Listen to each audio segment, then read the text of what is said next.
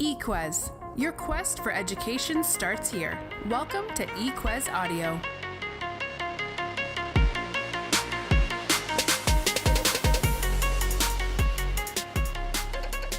Hello, everybody. I'm Margaret Feldman, the founder of eQuez, a platform that helps students discover careers, find best fit schools, and make smart choices about higher education. This is episode 5 of Inside with eQuez, where we take an inside look at the journeys and lives of students and professionals who are studying to enter or work in a particular career.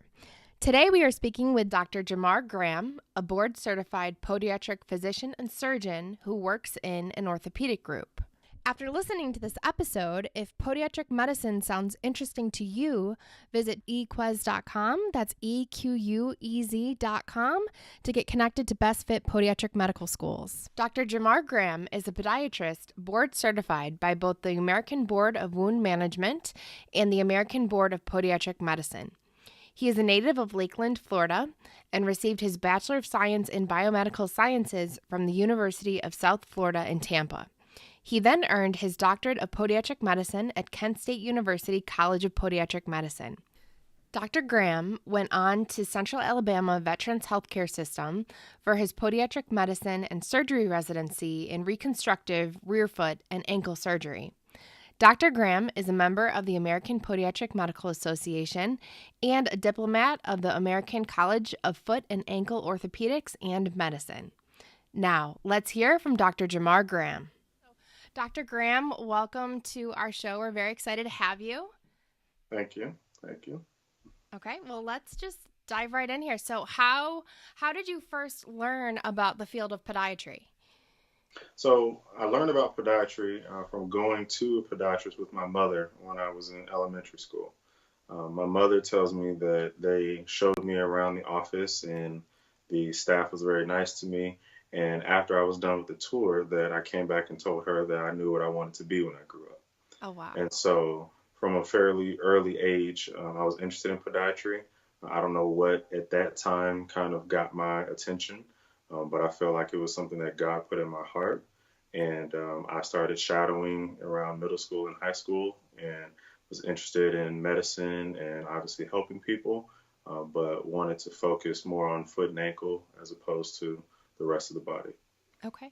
And you mentioned you did shadowing as early as middle and high school? Yeah. From that time at an early age that my mom took me, and then there were a couple of podiatrists that I knew in the Central Florida area from my mother and kind of talking and then just looking people up, at an early time, finding podiatrists that were willing to let me spend a day with them and ask them questions and kind of continue from there. Excellent. You really, the entire time through school, and then I'm assuming when you went to college, you knew that was, pretty much going to be your path. Yeah. I knew from probably maybe middle school, high school that was what I wanted to do. And so kind of focus things on pre-med studies and all of that to kind of prepare for that. Okay. But yeah, the entire time, that's the main focus that I had. Excellent. Do you think that there are any misconceptions out there about what podiatrists do? Very much so. There's a big misconception. And even with patients of mine that I've actively been treating, just last week, I had a patient tell me that he was glad that he came to me instead of a podiatrist. And he had previously admitted that he was a retired dentist. And so, we kind of have this assumption that other people within the medical community would be aware of what others do in their training and all of that. But because I work with an orthopedic group, he assumed that I was an orthopedic surgeon.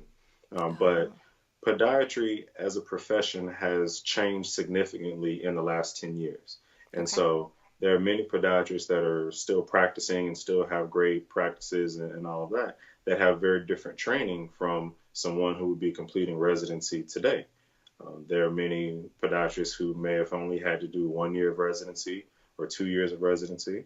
They may not have had surgical training, which is now a requirement. And so there is a lot of variety. But fortunately, the profession has moved to a standardized 3-year residency now. Everyone is surgical trained. Everyone kind of has that same baseline of training. Whether they choose to be surgical in practice or not can vary.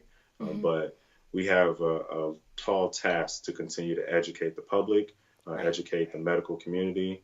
You may have heard the VA only recently started acknowledging that Yes. podiatry is a physician and not something less than. And so there's a lot of work to do. Well, thank you for sharing that, because I think it is important that students know podiatrists are physicians. Yeah, definitely. Is there a particular area of podiatry that you specialize in?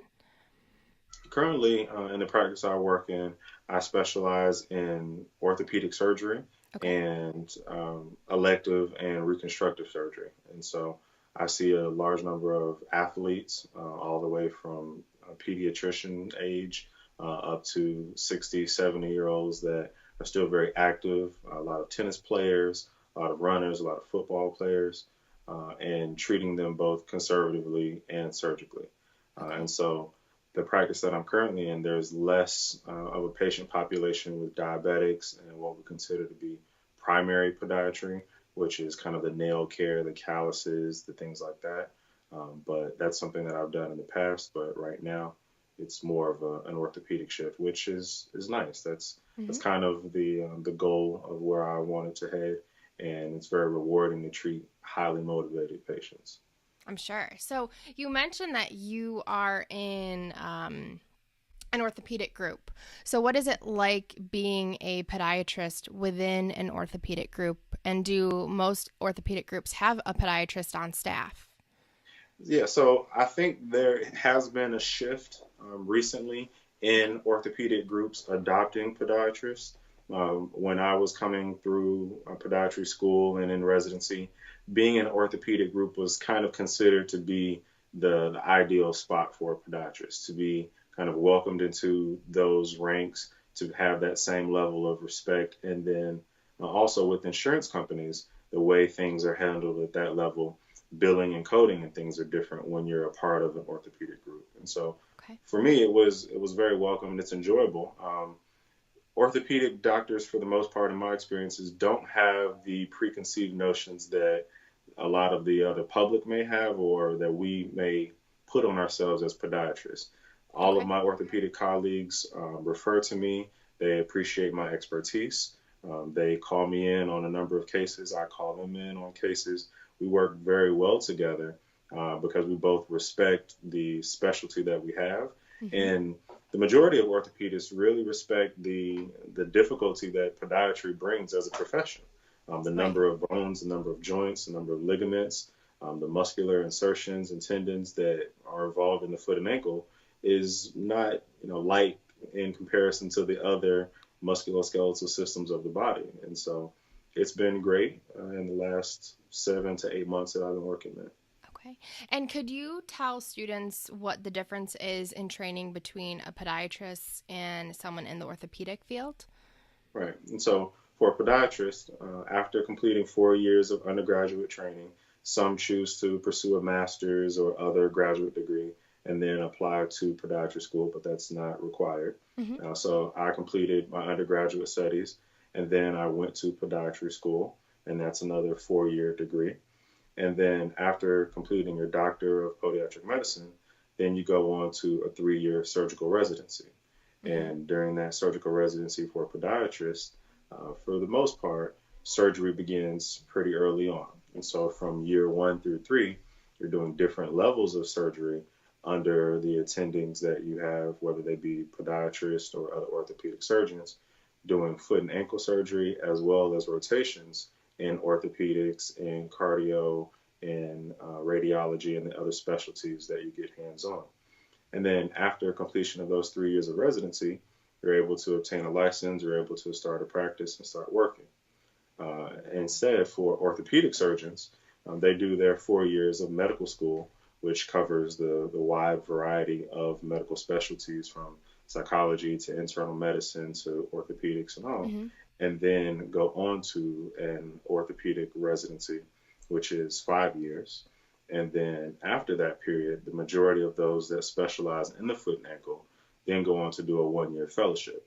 Okay. And in that 1-year fellowship, that is specific for foot and ankle, or it may be knee for a different period of time or what have you. Okay. But the focus is not to foot and ankle from the onset. As a Got it. podiatric student, obviously that's where we learn from day one. Hmm. Everything kind of relates back to that, and we have kind of an underlying understanding that that's the priority with everything that we do. Got it. Well, good to know. And that's, I think, really good for students to know that difference. With Yeah. podiatry, you're starting specialization from the start.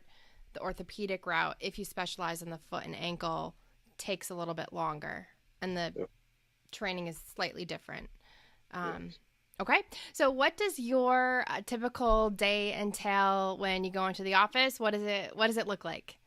Yeah. So in my current practice, I'm in the clinic 4 days out of the week, Okay. and then I have 1 day of surgery. And so clinic typically starts at about 8 in the morning. I try to get in between 7:30, 7:45, and prepare with my medical staff and my assistants, review the patients that we have for that day, identify patients that may be post-op or that may need special accommodations when they come into the office. And then from 8 until lunch, and then a 1 hour lunch break around noon, and then see patients again from 1 o'clock until about 4:30, 5 o'clock. And so throughout a typical clinic day, I would see post-op patients that I've already done surgery on. I would Okay. see new consults from other physicians that may have referred patients in, or simply walk-in patients that have a foot and ankle problem and knew that we have the specialty to treat those things, whether Okay. it's an ingrown toenail, whether they've injured themselves from dropping something on their feet, whether it's a twisted ankle or a fall that Hmm. often happens where they present it to the urgent care first, and then the urgent care stabilizes that patient and then refers them to me Okay. as the podiatrist and the orthopedic specialist. Okay. And you mentioned 1 day of surgeries. Yeah, What kind of surgeries do you do? yeah. So on my 1 day of surgery, it can vary from maybe 2 to 3 surgeries a day up to maybe 4 or 5, just depending on the schedule. Okay. So I treat everything that's related to the foot and ankle, whether that is an ankle fracture, whether that's ligament repairs of the foot and ankle, whether that's a bunion procedure, correcting toe deformities. We have foreign bodies that oftentimes end up in the foot and ankle. They need to be surgically excised, Hmm. or even cysts. Just recently, ganglion cysts and different types of soft tissue masses that need to go to surgery to be properly dissected from the foot. Got it. So lots of different variety. Yeah, yeah, it's pretty exciting. Yeah. Okay. What is your favorite part of your job and then your least favorite part of your job? That's a good question. I was just thinking about that recently because what I do has changed in the short time that I've been out of residency from my previous positions until now. The most rewarding thing about what I do is when I'm able to take a patient to surgery and restore the function that they had seemingly lost. Okay. One of those procedures that I do most commonly is a lateral ankle ligament repair. Okay. So with ankle sprains being such a common problem, whether it's an athlete that has sprained their ankle or while in residency, veterans that have sprained their ankle on active duty, that those patients oftentimes say things that they can't play with their children, or Mm, they can't go out and play football again, or they can't play the sports that they want to play because they feel as though their ankle is going to give out and they're going to fall or going to hurt themselves. right. And so to be able to do a procedure that can get them back on their feet, they develop confidence again in their foot and ankle, and they can go back out and have a healthy lifestyle and do the things that they want to do. And they give me that feedback to say that, they didn't think that they'd be able to do that, or that they kind of dismissed those desires and those goals. It's very Mm, rewarding to know that can be done and they can restore that. The most difficult part of the career that I've chosen is probably dealing with patients that have Charcot deformity. Charcot deformity is a very debilitating condition that starts usually with a diabetic patient that okay. may not have controlled their blood sugar as much as they should, may not have followed up on medications, things like that, and the foot becomes severely deformed. And so in that situation, they can have fractures and not know it. Sometimes they can have pain. Hmm. Infections are very common. And to have to tell that patient that because of a condition that they usually weren't aware of, that their life is going to be changed to a large extent from having to wear an accommodative boot or to undergo surgery, sometimes multiple surgeries, all in hopes to prevent amputation, prevent further loss of limb. It's tough. Yeah. And there's no easy way to tell a patient that, but we have an obligation as podiatrists oftentimes to speak up about the things that others often miss and explain to a patient the real possibility and outcomes if they are not strict in following treatment protocols and recommendations. Right. So there's the good and then the not as fun part as well. Yeah. Okay. Well, thank you for sharing that. Any advice that you would give to students that are entering the profession? Yeah, it's very important to shadow and not just shadow one or two. It's important to really spend time with physicians who are in the field and spend as much time with them as you can.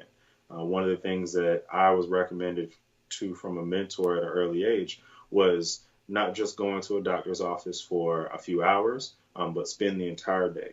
Find out when that physician shows up at work, find out when they leave, and experience the full range of that. The paperwork, the billing and coding, the documentation that's necessary.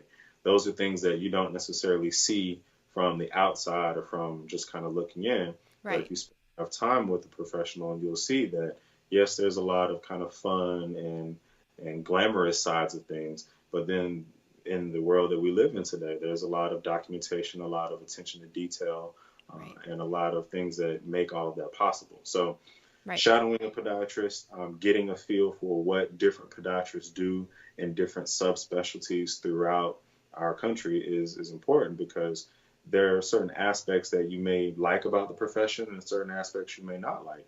And fortunately, even within podiatry, you have the options to choose. You can very easily decide that I'm going to be a pediatric podiatrist and treat primarily patients under the age of 18 and still be able to make a thriving practice and market yourself in such a way that you get that same type of fulfillment versus someone who enjoys treating geriatric patients and primary nail care and the diabetic patients and seeing them on a regular basis, and fulfillment from having a different lifestyle and making those choices as you go along. Mm-hmm. Excellent. And you mentioned lifestyle. So how do you feel your work-life balance is as a podiatrist? I feel like it's really good. That was one of the attractive parts about it coming into it. There is some trauma and some emergency room call that is associated with podiatry, but that can vary from working in a rural setting versus working in a more urban setting. Right. But for the most part, not a lot of demand of my time outside of the typical 8 to 5. I'm able to come home at a fairly decent time. Even if I have notes to work on, later on, I have a little bit of leeway in how soon I get those done. But I have 2 daughters and I have a wife, and I'm able to spend time with them and schedule vacations, accordingly in advance.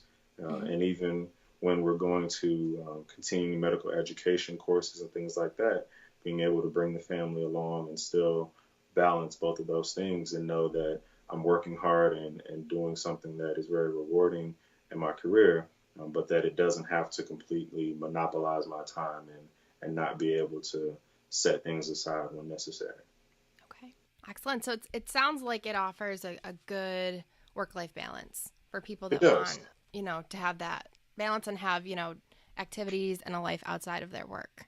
It really does. And a number of my female classmates and colleagues, that was one of their attractions to the profession, was being able to do that as well, whether it's maternity leave or just family planning or wedding or whatever it may be, knowing that you can still be a professional, you can still be highly accomplished and well trained, but still support your family, still be a wife, still be a husband, still balance all of those responsibilities and not have your profession completely take over. Sure. Excellent. Next question. So what has been your most memorable or rewarding experience with a patient?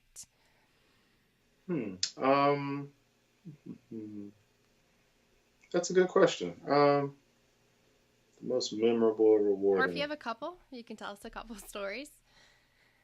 Um, I recently had a patient that was dealing with a fracture to her foot. She had a fracture of the sesamoids, and the sesamoids are very small bones at the bottom of the forefoot. And she had seen other providers and other people, and they were able to kind of diagnose it, but at the time didn't provide her with any options besides just changing her shoes or other things like that. And kind of like I mentioned earlier, she had kind of gotten to a point where she just wasn't able to do some of the things that she'd like to do, taking care of her kids or wearing certain shoes or things like that. But after diagnosing it and ordering the proper imaging studies to confirm what it was, we were able to remove the bone successfully, and she was able to recover and get back to activity. And immediately after the surgery, she was delightfully surprised at how well the process went. She had heard from other people that foot surgery was going to be painful and uncomfortable and that she would be off her feet for a long time, and kind of just dismissed that as a possibility. But fortunately, after seeing her a number of times and explaining the procedure in detail, she was able to be comforted with that idea and to go into it confidently knowing that it was going to be better. And so to get that reward and to give her that relief is probably one of the best things about the profession. I'm sure. That's great. I mean, I feel like when you have something happen to your feet, you can't move as well. So I feel like it impacts a huge part of your life. Right. Yeah, it does. And that's the thing that patients tell me over and over again is that they don't appreciate the importance of their feet until something goes wrong. They take it for granted that their feet are just there when they get up, when they want to go, and when they want to do things. But when they're not functioning correctly, it's debilitating and it can really have an impact on the quality of life. Definitely. Would you recommend the field of podiatry to other students? Yes, definitely. I currently mentor a number of students that are either still in podiatry school or other colleagues that are in residency and coming behind me, and I would recommend it. It's a great field. It continues to grow. There are a number of reports out every year that talk about the potential of growth in podiatry and the continued need for podiatrists in different areas, again, whether that's a rural setting or whether that's in an urban setting. There are so many conditions that happen to the foot and ankle, and so many patients that continue to have troubled issues with the foot and ankle that there is a lot of work to be done. And so for a student that is willing to think and learn and be assertive in their pursuit of knowledge and continue to study because things are continuing to change in the field of medicine, especially in podiatry, it's a great field. And to know that you can still have autonomy if you choose to practice on your own or become a part of a hospital setting or a group setting, that freedom and that ability to make your own decisions and still work as a team is priceless. Okay, great. Now, the next thing I want to talk about, Dr. Graham, is the investment that you made in podiatric medical education. So obviously it's a big investment in both time and money. So do you think that the investment has paid off for you? And how did you go about making that big decision that, yes, this is something that I'm going to do? Yeah. So for me, it was a big investment. At the time, neither of my parents had completed college. My mother recently did go back and complete college education and get a master's as well. But it was really a leap of faith. And to look at the cost even back then, and obviously costs continue to increase year to year. And so to take out student loans to finance for undergraduate education and then again for medical school, it was a big investment.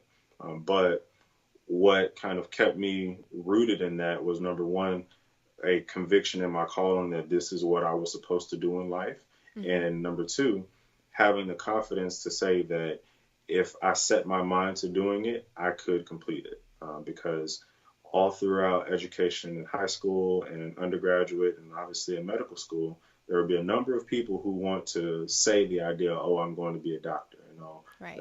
I can do that. And a lot of people will be challenged, and everyone will be challenged, but how you respond to those challenges is really what makes the difference. And having in the back of your mind that there is $100,000, $200,000, $300,000, whatever the amount may be, as somewhat of a motivating factor that essentially the best way to be able to repay those loans is to complete your education, work hard to have a successful practice or join a successful group. And then when you get to that point, the rewards are there. The reimbursement is there. The salary is there. Don't believe anyone that will tell you that because of changes in healthcare or policy or whoever may be in the White House, that being a doctor and being in medicine is not rewarding anymore. It is still rewarding. And just like in business and other avenues, you may have to think creatively. You may have to reinvent yourself. You may have to find other ways of generating revenue, but there's no shortage. It's just a matter of working hard and being fiscally responsible, not taking out any more loans than what's necessary, Right. And managing it much in the same way that you would a business. And it's that same type of mindset that's necessary in order to be successful once you come out on the other side. Because when you do kind of get to a certain point in your profession, you will make more money than you might have in the past. And it takes a certain level of responsibility to be intentional about repaying loans and fulfilling your obligations and doing those things that are necessary to eventually be debt free and to not have that obligation kind of hanging over your head anymore. Right. I really like that answer because I think that, students should definitely pursue their calling and what they're interested in, and they can work towards that goal. And yes, it may require an investment. But if you stay the course and you work hard and make a plan afterwards, then, you can do it. Yeah, definitely. And I oftentimes look back and think about the risk that was to make that type of investment. And obviously, I know people who were not successful in completing their medical education, and because of that, they have debt, now afterwards. But it's much like being an entrepreneur. It's much like, other examples that we hear in the business world, that if you come to a point and you decide that this is what you want to do, you have to have a definiteness of purpose. You have to decide that if I have to sacrifice social activities, if I have to sacrifice other things to get to this goal, and that nothing is going to stop you from achieving that goal, then you can do it. Hundreds of thousands of people have done it before, and there will be hundreds of thousands that have done it afterwards. And if you decide that you have what it takes in you to do what others have done, then nothing can stop you. Yeah, I agree. I fully agree. Commit yourself. There will be sacrifices, but if you want it, then you'll make it happen. Yeah, definitely.